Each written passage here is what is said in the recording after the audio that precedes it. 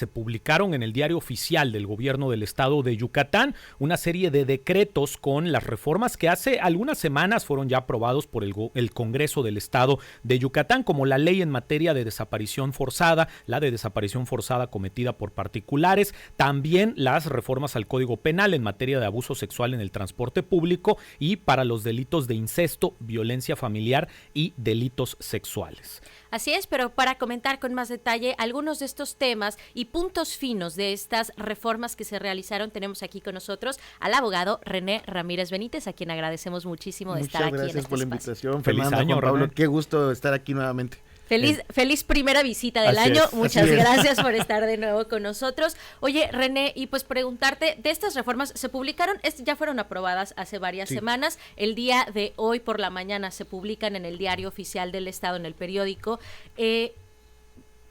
Primero hablaba Juan Pablo de la ley en materia de desaparición forzada y la de desaparición forzada cometida por particulares. Yo te quiero preguntar, para las personas que nos están escuchando, primero, ¿cuál sería la diferencia? A veces escuchamos desaparición forzada y luego nos dicen desaparición forzada cometida por particulares. ¿En dónde se diferencia esto? Me parece una duda muy legítima y muy importante. Hay que distinguir que esta es una de las violaciones más graves a derechos humanos que encontramos dentro de las acciones que pueden ser cometidas por el Estado. La desaparición forzada es cuando agentes del Estado utilizan sus atribuciones en materia de seguridad o cualquier otra. O sea, estamos hablando de militares, guardias nacionales, policías. Exactamente, en su mayor incidencia son por militares, ¿no? Y en el cual, pues bueno, utilizan sus atribuciones, facultades e incluso instituciones para desaparecer a una persona. Y cuando son por particulares, como el nombre lo dice, pues bueno, es cualquier otra persona que utiliza también diversos mecanismos para desaparecer a una persona. O sea, ¿Cuál es la diferencia entre la desaparición forzada cometida por particulares y el secuestro? Porque a lo mejor podría parecer similar. La privación de la libertad es momentánea en el secuestro, ¿no? Puede desembocar y tiene también... que haber un intercambio, ¿no? Una petición de algo para que se considere secuestro. Particularmente es la privación de la libertad, que eso es como lo más, digamos, lo que los diferencia en mayor medida. Puede haber, por ejemplo, el intercambio comercial por la libertad, etcétera, ¿no? Sin embargo, el tema de la privación de la libertad en un secuestro es momentánea o es una temporalidad. En cambio, la desaparición, pues es el desconocimiento total del paradero de esta persona. Ya. Ok, de acuerdo. Bueno, eso es en la primera parte, ¿no? Ya nos quedó un poquito claro que en la parte que dice de cometida por particulares, pues puede ser por grupos delincuenciales, puede ser por una serie de cosas. Justamente por eso nace, por el tema de la delincuencia organizada que pues utiliza, ¿no? También la desaparición como una de sus medidas y una de sus acciones. Claro. Oye, y hablando de las otras que fueron aprobadas, las otras reformas que se publicaron ahí, una de ellas habla de un incremento en las penas. Estamos hablando de incremento de los años de cárcel que te pueden dar por cometer ciertos delitos. En esta es particularmente para temas sexuales, ¿no? En Exactamente. Esta que se aprobó. ¿Qué implica? Porque, a ver, yo no sé qué piensan ustedes, qué piensas tú también, Juan Pablo. Para muchas personas que dicen, ay, que se refunda en la cárcel, ¿realmente tiene un impacto aumentar las penas?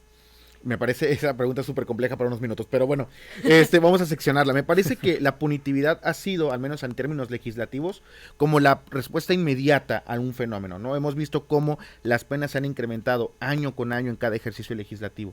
Yo creo que esto responde más que nada a una urgencia. Ahora, que esto sea una solución de fondo, me parece que no.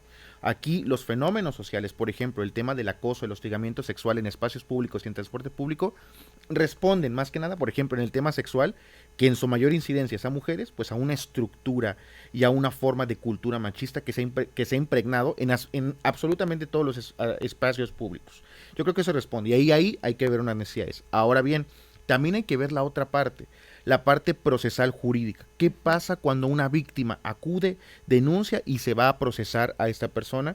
Muchas veces las penalidades bajas de los delitos permiten otras vías alternas de solución que no necesariamente van a ser, por ejemplo, que esta persona se le reconozca su culpabilidad. Ante esa necesidad, por ejemplo, del reconocimiento, y que también es un derecho humano, del reconocimiento de la culpabilidad o del derecho a la verdad en una situación, es que se ha tenido también esta respuesta. Que no es la respuesta idónea, por supuesto, pero sí es al menos una medida temporal, ojalá sea temporal esta oleada de incremento de penas para poder atender fenómenos como, por ejemplo, que es el hostigamiento sexual. ¿Qué es, por empezar, el hostigamiento o el acoso sexual?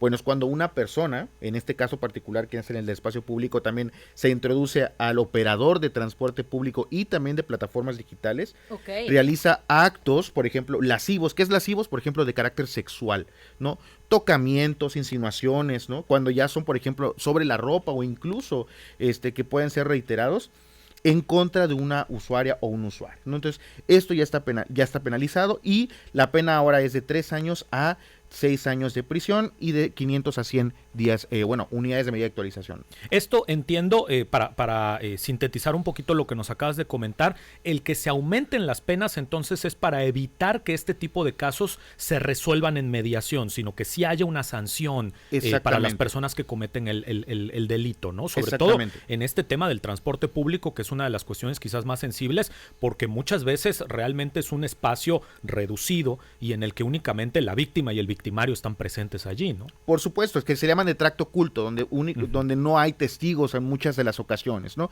Entonces yo creo que eso también es muy importante.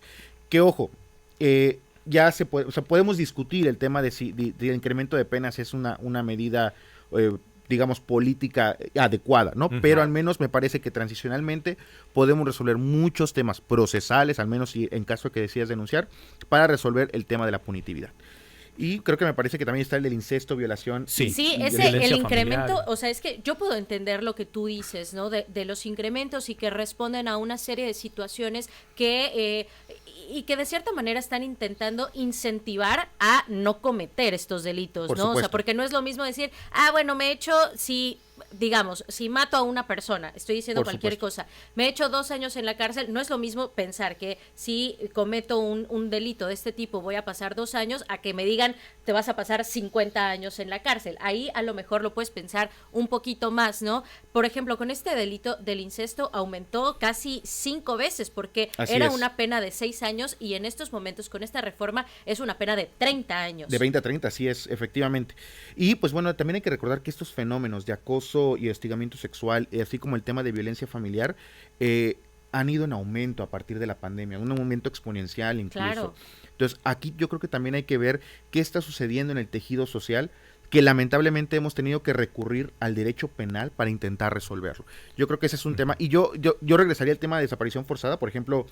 Si hablamos, se ha incrementado y se ha aumentado la legislación en la materia. Tenemos una Comisión Nacional de Búsqueda y en los últimos años, a partir del 2019, se ha incrementado brutalmente las personas desaparecidas, pasando, por ejemplo, de cifras oficiales de la Comisión Nacional de 95.900 personas a, en algunas cifras, por ejemplo, de Naciones Unidas, hasta las 115,000 personas desaparecidas en lo que lleva del enero 2006 a septiembre de 2023. Entonces, no ha funcionado la legislación, al menos, por ejemplo, también en este tema de desaparición forzada. Es que a veces este tema de desaparición aquí en Yucatán, afortunadamente, no se siente tanto, ¿no? Porque no es uno de los principales problemas públicos aquí en nuestro estado, pero si nos vamos a otros estados, en el centro, en el Bajío, Jalisco, Guanajuato, toda esta parte del norte, por ejemplo, con los migrantes que están siendo desaparecidos, fosas, ¿no? Como las de San Fernando en Tamaulipas, híjole, es un problema que golpea muy fuerte a nuestro país. Sí, las entidades federativas con mayor indicadores de personas desaparecidas son número 1 Estado de México, luego Michoacán, Ciudad de México y Tamaulipas. Y Yucatán se encuentra en las entidades federativas con menos incidencia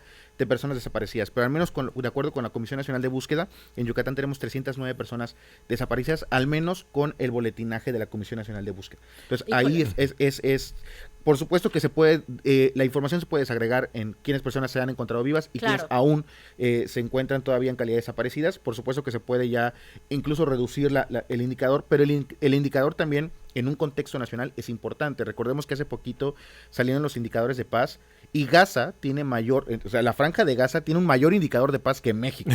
O sea, entonces eso también es preocupante. René, quisiera preguntarte justo sobre este tema de cómo el aumento de penas puede inhibir la comisión de este tipo de delitos. A mí se me ocurre, y lo digo a bote pronto, por supuesto, sin intención, digamos, de generar alguna polémica o algo así, pero se me antoja difícil que las personas que están cometiendo en este momento alguno de estos delitos vayan a leer el diario oficial del gobierno del estado, por supuesto, para enterarse que ahora cuesta más en años de cárcel cometer alguna de estas conductas. ¿Cómo podemos hacer entonces para que esto se traduzca, al menos en lo inmediato, como nos has comentado, en que efectivamente se baje la incidencia, en particular de los delitos sexuales, que como has comentado, quizá es lo que más sufrimos aquí en el estado de Yucatán? Claro, que aquí son problemas multifactoriales, ¿no? Los temas de género son problemas multifactoriales que tienen que ver con los temas de procuración e impartición de justicia, hasta el atender todo el tema del tejido social. Yo creo que yo comparto la idea de que el aumento de penas en sí misma no es una solución de la problemática de fondo. Yo creo que aquí tiene que ver más con la problemática inmediata, con lo que sucede al menos en los procesos penales. Por supuesto que aquí tenemos que atender las diversas aristas del tema de la violencia de género, porque esto es parte del fenómeno de la violencia de género. Claro. Entonces, yo creo que aquí también falta esta parte que tenemos que atender desde las políticas públicas. Pero al menos yo sí veo como una respuesta inmediata, no idónea, el aumento de las penas, que no comparto que sea la solución, la mejor solución de todas, pero al menos es la solución dentro de las inmediatas, la más sencilla, dentro de las cuales políticamente puede haber coincidencias dentro de los actores políticos. Yo creo que nada más sería de ese tema. Ojalá y las soluciones vayan más a un tema de fondo, a un tema de mucho más a largo plazo, que es lo que más requieren ese tipo de fenómenos en este país.